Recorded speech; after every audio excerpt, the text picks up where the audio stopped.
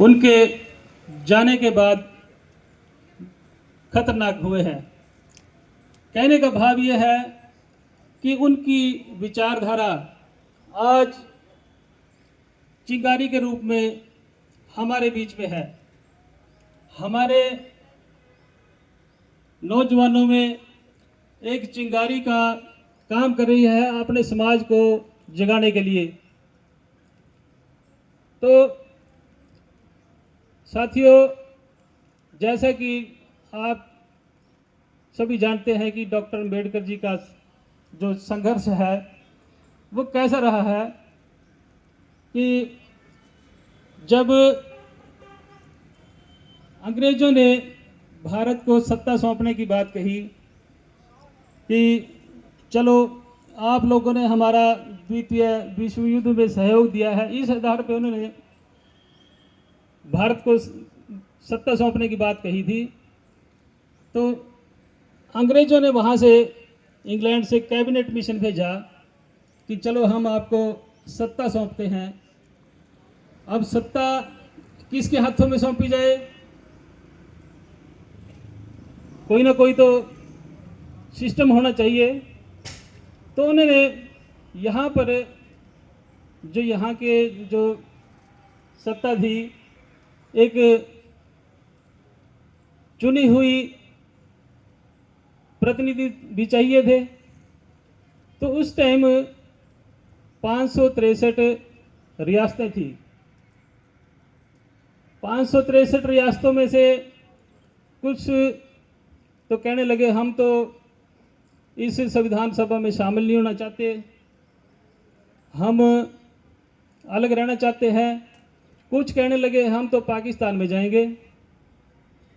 तो 563 में से 389 जो संविधान सभा के लिए चुने गए, बाकी उन्होंने इसमें संविधान सभा में अपना पार्टिसिपेट नहीं किया और उनका मंतव्य यह था भी हम पाकिस्तान में जाएंगे। चलो उसके बाद जो संविधान निर्माण की प्रक्रिया शुरू की गई, तो उसमें क्या था कि डॉक्टर अम्बेडकर जी जिन्होंने चुनाव लड़ा था वहाँ बॉम्बे सीट से, तो उनको वहाँ पर हार मिली। अब उसके बाद जब देखा, अभी डॉक्टर अम्बेडकर के मन में चिंगारी थी कि मैंने अपने समाज के लिए कुछ न कुछ करना है, ऐसे नहीं मैं मानूंगा भी मैं संविधान सभा में जरूर जाऊंगा।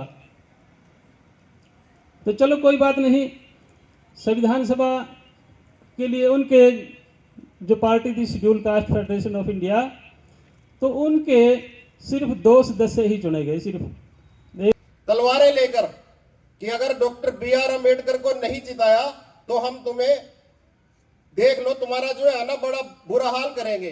तो कुछ लोगों का वो संघर्ष उन लोगों का, और फिर जैसे वो पाकिस्तान में चली गई वो सीट, फिर क्योंकि 22 कमेटियां बन चुकी थी, उनमें से 9 कमेटी के मेंबर बाबा साहब डॉक्टर B.R. अम्बेडकर थे।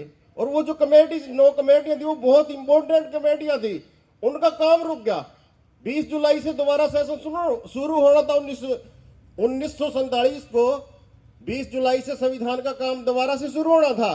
तो उस समय के जो हमारे राष्ट्रपति थे डॉक्टर राजेंद्र प्रसाद शर्मा, वो बीजी खेर जो वहां के मुख्यमंत्री थे, उनको पत्र लिखते हैं कि डॉक्टर B.R. अम्बेडकर का चुनाव जिन कमेटियों के लिए किया है, अगर उन कमेटियों का कार्य रुका रहा तो भारत का संविधान नहीं बनेगा, आपको जिताना पड़ेगा। तो फिर बैरिस्टर M. जेकर के जो संविधान सभा के एक मेंबर थे बॉम्बे से, उन्होंने उनको रिजाइन कराया और बाबा साहब को चुनकर उनके स्थान पर भेजा। और ऐसे हमारा जो है संविधान सभा में बाबा साहब ड्राफ्ट कमेटी के चेयरपर्सन बने और कैसे हमारा संविधान बना। अधिकार नहीं था उस समाज के लिए। यदि सबसे पहले स्कूल किसी ने खोले तो वो माता सावित्रीबाई फुले और महामना ज्योतिबा राव फुले। और परसों बाबा साहब डॉक्टर भीमराव अंबेडकर जी का भी जन्म दिवस है। भारत देश ही नहीं, पूरी दुनिया उनके जन्म दिवस को मनाएगी, लेकिन यहां कुछ लोग बाबा साहब के जो है स्टैचू भी तोड़ेंगे। भारत देश की बात कर रहा हूं, यहां के कुछ लोग उनके स्टैचू तोड़ेंगे। यह मानसिकता है। हाँ, और बाहर तो यूनिवर्सिटीज में, इंग्लैंड में, अमेरिका में यूनिवर्सिटीज में उनके स्टैचू लगाए गए हैं।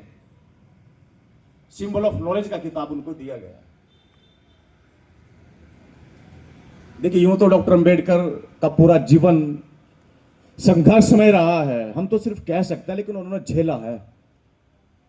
उन्होंने झेला है। उनके द्वारा किए गए काम को शब्दों में नहीं समेटा जा सकता। वो शब्द ही नहीं बने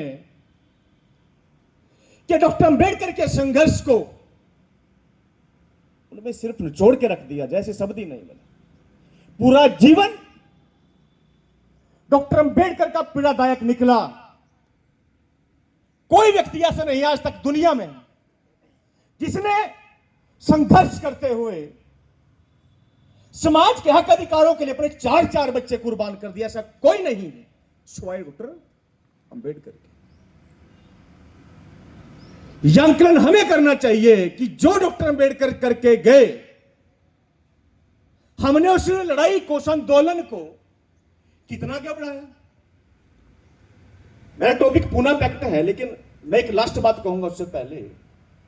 जैसे मास्टर संजीव जी तो बहुत ख्याति प्रख्याति वाले इंसान हैं। डॉक्टर अंबेडकर ने जब लास्ट जो भाषण था उस पे बात कर रहे थे मास्टर संजीव जी, और कह रहे थे कि मैं दूर दूर तक जब नजर घुमाता हूं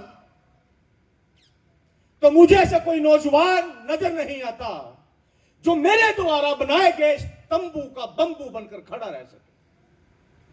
मैं पीड़ित हूं, मैं बीमार हूं, मैं परेशान रहता हूं, मुझे शुगर है, मुझे थायराइड है, मेरा अंतिम समय नजदीक है। मैं ये लड़ाई, ये आंदोलन किसके हवाले छोड़ करके जाऊं? मुझे दूर दूर तक कोई व्यक्ति नजर नहीं आता जो मेरे द्वारा बनाए गए इस तंबू का बंबू बनकर खड़ा रह सके। ये चिंताजनक, जो डॉक्टर अंबेडकर थे उनकी मौत भी बड़ी पीड़ादायक थी। हाँ जी, अब हमारे साथ जुड़े हैं श्री गुरु रविदास नगर कीर्तन वेलफेयर सोसाइटी के प्रधान श्री पाल देरा जी। स्वागत है आपका दमदार न्यूज़ बराड़ा पर। आज ये आप मना रहे हैं बाबा साहब की जयंती, इसके बारे में 2 शब्द हमारे दर्शकों को, समाज को। सबसे पहले तो दमदार न्यूज़ का यहाँ पर पहुँचने पर मैं धन्यवाद करता हूँ। श्री गुरु रविदास नगर कीर्तन वेलफेयर सोसाइटी द्वारा और हरियाणा अनुसूचित जाति के अध्यापक संघ द्वारा यहाँ पर डॉक्टर भीमराव अंबेडकर जी की जयंती मनाने का प्रोग्राम किया है। डॉक्टर भीमराव अंबेडकर जी ने जो काम किया है, ये एक जाति विशेष के लिए नहीं है, सर्व समाज के लिए काम किया है। और जो यहाँ पर साथी पहुँचे हैं, मैं इन सबका बहुत बहुत धन्यवाद करता हूँ। है कांग्रेस के, आप जाते तो कांग्रेस के लोगों को ये कहते कि आप अपने घरों में एक अछूत को खाना खिलाओगे हफ्ते में एक बार और उनके बच्चों को पढ़ाओगे। अगर आप ये शर्त कंपलसरी कर देते खादी पहनने की बजाय और 4 अन्य की मेंबरशिप की बजाय, तो कब का उधार हुआ होता।